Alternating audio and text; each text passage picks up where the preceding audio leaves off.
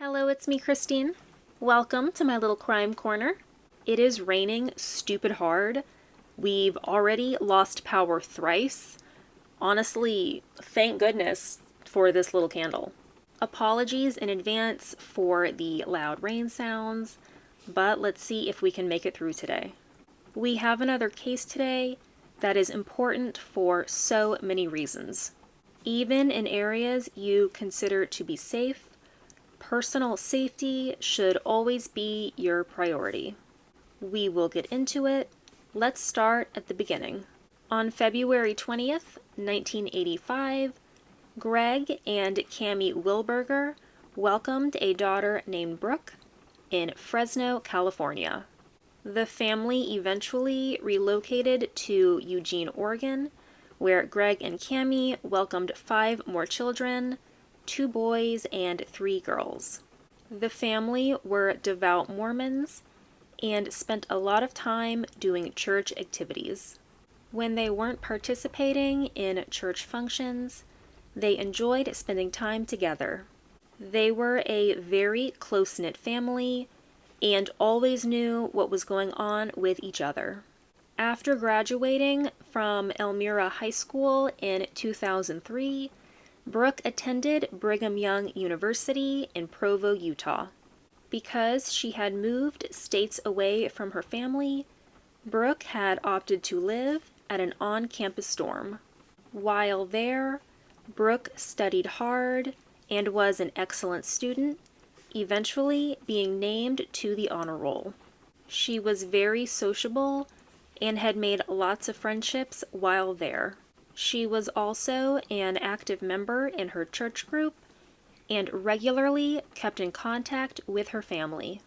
Brooke was very much loved by her group of friends, and one of her close friends had said about her that Brooke could light up a room and make everyone laugh.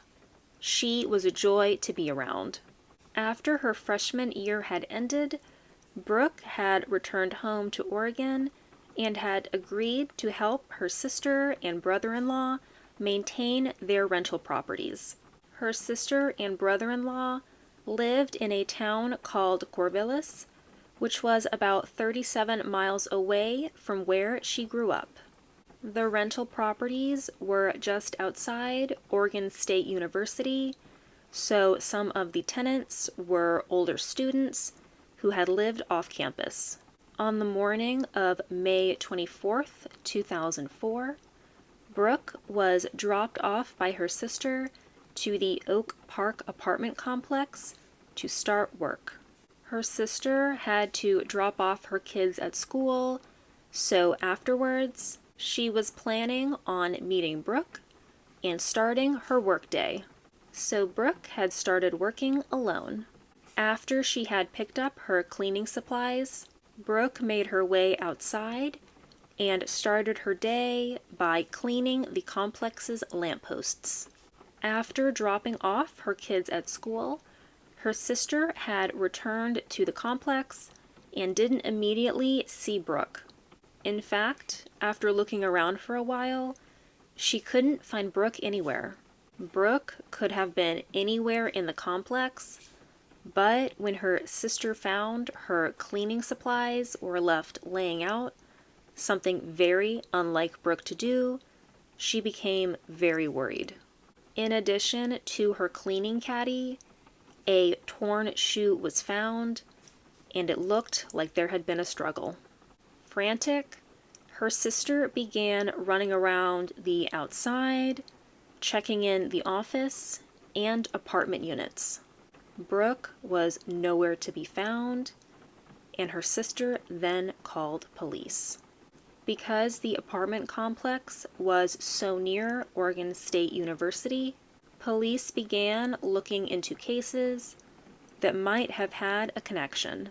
One of the detectives who was first called to the scene initially thought Brooke was a runaway student, but after seeing the torn shoe and the skids in the dirt, he thought it could have been something much more ominous.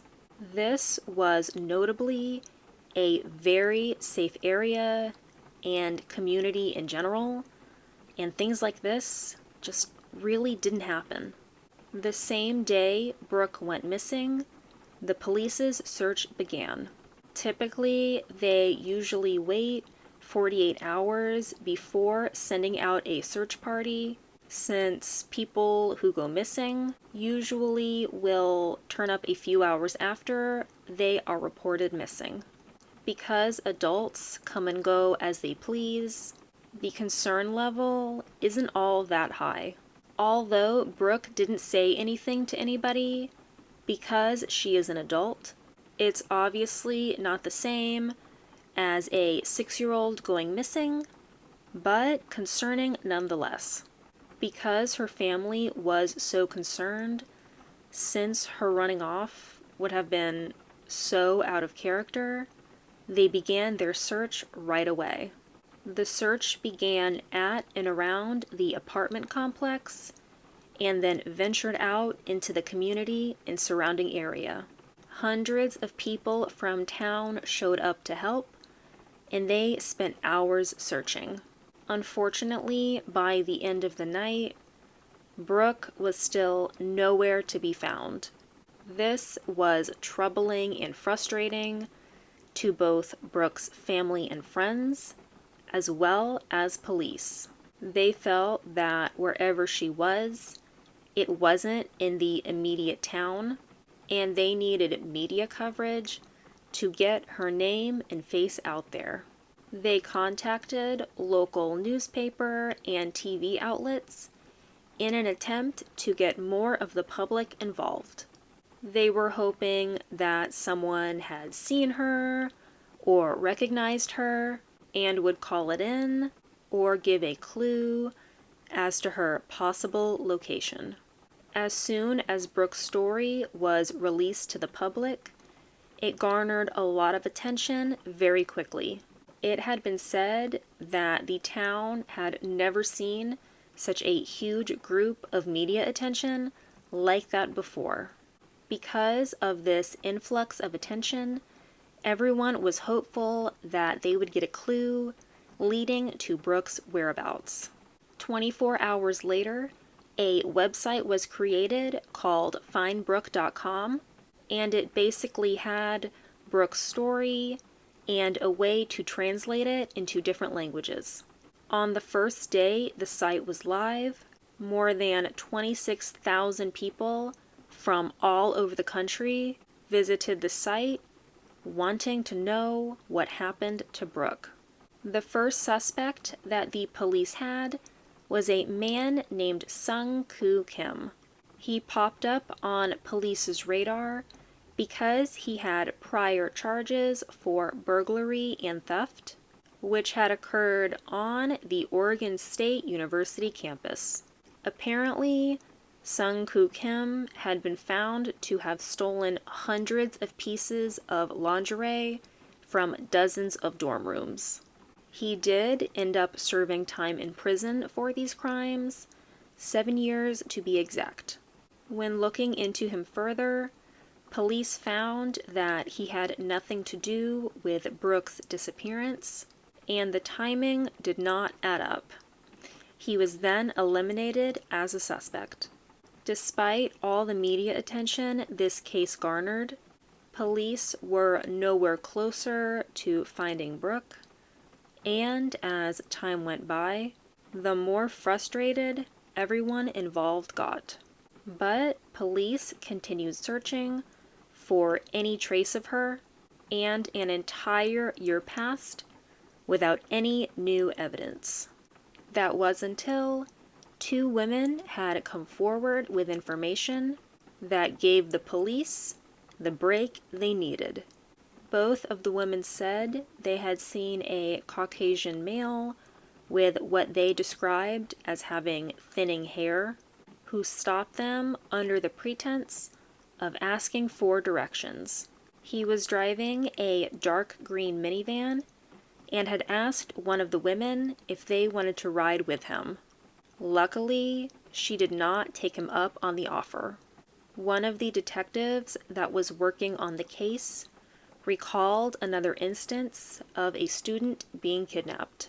A Russian exchange student from the University of New Mexico was abducted at knife point on November 29th, 2004, where she was forced into his car. While there, she was bound by her wrists with a scarf, and her ankles had been tied together with a shoelace.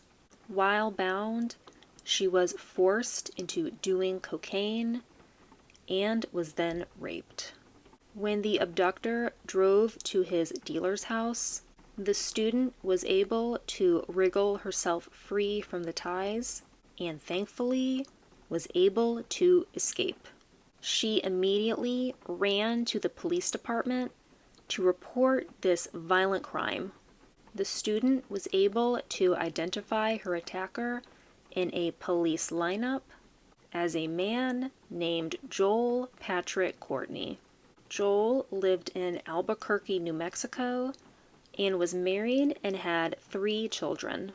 Unbeknownst to his wife, he had a history of violent crimes. After being identified in the lineup, Joel was arrested and charged with kidnapping, assault, and sexual assault. On September 12, 2007, Joel Courtney pleaded guilty to this attack. He took a plea agreement which came with a sentence of 18 years in prison, as well as 5 to 20 years on parole. I know you're wondering, how is this all connected to Brooke? Detectives from all over the surrounding area began sharing similar cases with the Corvallis Police Department. An Albuquerque detective shared kidnapping cases he had where the victims were similar in appearance to Brooke, but just these physical similarities weren't enough to tie everything together. It was later revealed that Joel had a previous charge for sexual assault in Washington County, Oregon in 1991, meaning he had been in the area before. The job he had at the time had required him to travel to different states, the method by which was driving. Joel just so happened to be driving a dark green minivan, just like the one identified by the 2 witnesses. Although this coincidence seemed to lead to more clues, it also led to more questions. Police still didn't have direct clues that linked Joel to Brooke's abduction. The police were, however, able to obtain a search warrant to search Joel's home and van, where they found exactly what they needed. The search of his home turned up nothing, but upon search of his minivan, police found several strands of Brooke's hair, as well as her DNA. They finally had something concrete to link Joel to Brooke. When this update was released to the public, although extremely upsetting, was in a way a relief to her family, friends, and community. While being questioned by police, Joel told them how he had driven by the apartment complex and had seen Brooke outside cleaning the lampposts. Brooke was unaware of him since she either didn't notice him or didn't pay him any attention, since she might have thought that he was one of the complex's tenants. He then assaulted her and forced her into his van. Once inside, he bound her arms and legs. He drove around for a while until he got just outside of town to a heavily wooded area. At one point, he had returned to town to get some food while Brooke was still bound in the van, and then returned to the woods. He parked his van and then proceeded to rape her. Brooke had fought hard for her life as he violently beat her, eventually bludgeoning her to death. Once Joel was arrested, Brooke's friends had held a vigil for her, and one of her friends had made a comment that she thought Joel was smirking in a photo that was taken by police and used by local TV outlets. She said, if you put his and Brooke's pictures up next to each other, they would be complete opposites. Brooke is the embodiment of goodness and happiness, and he is the embodiment of all that is evil. When police were combing through the evidence, some interesting things emerged. They had found that on the same day Joel had attacked the exchange student at the University of New Mexico, his wife had left him and took their 3 children with her. While speaking with members of his family, one of his sisters had described a night when they were young, when Joel had come into her room in the middle of the night, got partially undressed, and laid on top of her while holding her down by her throat. Very troubling. His cousin described having been assaulted by Joel on 4 separate occasions. On April 8th, 2008, Joel was extradited to Benton County, Oregon, and was scheduled for a court appearance the following morning. At the courthouse, he was facing 14 counts, including aggravated murder, 2 counts of kidnapping, rape, sodomy, and abuse, just in connection with Brooke's case. Although Brooke's body had not yet been recovered, these charges were filed, and the prosecutor announced that they would be seeking the death penalty. Joel Courtney's trial was set for February 1st, 2010. Before the trial, it was expected that he was to be charged in another unrelated kidnapping, an attempted sexual assault, and the attempted murder of 2 students from Oregon State University on the very same day that Brooke was abducted. But on September 21st, 2009, he only pled guilty to aggravated murder, which was the only crime that carried a capital punishment possibility in the state of Oregon. Joel did take a plea deal which spared him of the death penalty, giving him life in prison without the possibility of parole. The terms of the plea deal had the prosecutors drop the remaining charges against him, and it was agreed to keep him incarcerated in New Mexico for the duration of his life sentence. In exchange for this plea, Joel provided police with the location of Brooke's remains. Brooke's body was found near the Oregon coast after Joel had told police where he left her. In addition to his case with Brooke and other cases where he had previously been found guilty, police began checking into 3 other kidnappings that they believe he had a connection to. After looking into Joel further, police had discovered that he had a long history of assaulting women. Starting at age 11, he had began using narcotics, and by age 15, he had been in and out of juvenile detention centers. When he was 19 and at a party with some of his friends, he was driving home with one of his female friends. While in the car, he had began touching her inappropriately, and when she tried to fight him off, he punched her in the face really hard. She was somehow able to convince him to return to the party, and she told some of her friends what had just happened. After the party, she went to police, and Joel ended up getting convicted of first-degree attempted rape. After his first conviction, he was assigned a therapist named Dr. Stephen Kahn. Upon observation, Dr. Kahn said he had a deviance for violence with women.